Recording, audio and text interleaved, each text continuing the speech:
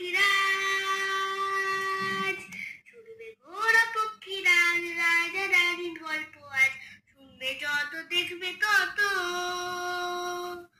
মেঘের কোলে রাজকুমারী, রূপার কাঠে সোনার কাঠে ছুঁয়ে, তুমিও ছোট তাদের সাথে, গল্প খেয়াল পাল তুলে, শৈশব কাহন বলবে তোমায়, গল্প ঝুড়ি ঝুলি খুলে। আজ শৈশব কাহনের দ্বিতীয় পর্ব। আর এই দ্বিতীয় পর্বে তোমাদের সকলকে গল্প শোনাবে কে, তা তো তোমরা আগেই দেখে নিয়েছো আমার ফেসবুক পেজে, তাই তো? খেয়াল ফেসবুক পেজে তোমরা আগেই জেনে গেছো তোমাদের কে গল্প পড়ে শোনাবে।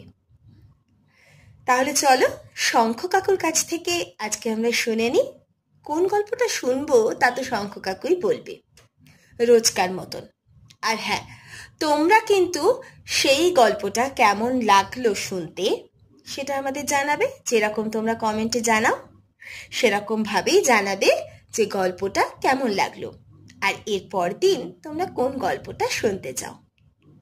তাহলে চলো শোনা যাক শঙ্খ কাকুর কাছ থেকে আজকের গল্প। আমি শঙ্খ জানা। আজ আমি রুশ দেশের উপকথা থেকে একটা গল্প শোনাব। গল্পটি অনুবাদ করেছেন সুপ্রিয়া ঘোষ এবং সম্পাদনায় ননী ভৌমিক। গল্পের নাম চাষি আর ভালুক। এক চাষি একদিন বনে গেল শালগম বুনতে। চাষি লাঙল চালাচ্ছে, এমন সময় এক ভালুক এসে হাজির।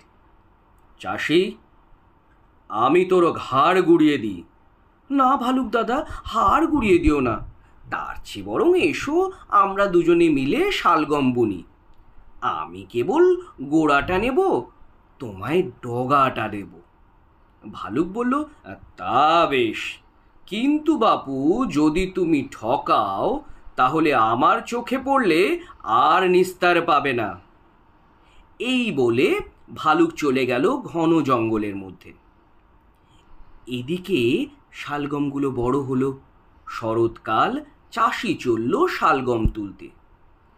ভালুকটাও অমনি ঘন জঙ্গল থেকে বেরিয়ে এসে বলল, শালগম ভাগ চাই চাষি, আমার পাওনা দাও। ঠিক আছে ভালুক দাদা, গোড়া আমার, ডগা তোমার। চাষি ভালুককে কেবল পাতাগুলো দিল আর নিজে শালগম গাড়ি বোঝাই করে নিয়ে শহরে গেল বেচতে। পথে ভালুকের সঙ্গে দেখা। কোথায় যাচ্ছ চাষি? এই শহরে যাচ্ছি গোড়াগুলো বেচতে। দেখি তোমার গোড়াগুলো খেতে কেমন। চাষি একটা শালগম দিল। ভালুক শালগমটা মুখে দিয়েই গর্জন করে উঠল, হ্যাঁ তুমি দেখছি আমায় ঠকিয়েছ, গোড়াগুলো তো বেশ মিষ্টি। আমার বনে যদি আর কোনোদিন জ্বালানির কাঠ নিতে আসো, রক্ষা রাখবো না, হাড় গুড়িয়ে দেব। পরের বছর চাষি আবার ঠিক সেই জায়গায় চাষ করলো। এবার শালগম নয়, রাই। রাই কাটার সময় হয়েছে। চাষি মাঠে গিয়ে দেখলো ভালুক ঠিক এসে হাজির। বলল, এবার বাপু আমার ঠকাতে পারবে না, ভাগ দাও আমার। চাষি বলল, জো হুকুম। তুমি ভালুক দাদা, তাহলে গোড়াগুলোই নাও, আমি কেবল ডগাটুকুনি। দুজনে মিলে ফসল তুলল ওরা। গোড়াগুলো সব চাষি দিল ভালুককে, আর নিজে গাড়ি ভরে রাই নিয়ে গেল বাড়িতে। ভলুক গোড়াগুলো চিবোয় আর চিবোয়, কিন্তু বাগে আনতে পারে না। চাষির ওপর হাড়ে হাড়ে চটে গেল ভালুক।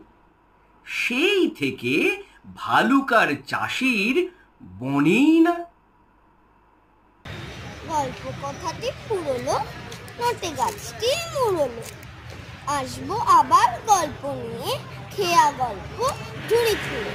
থাকবো আবার কবে কখন, শুনবে যখন শৈশব কাহন।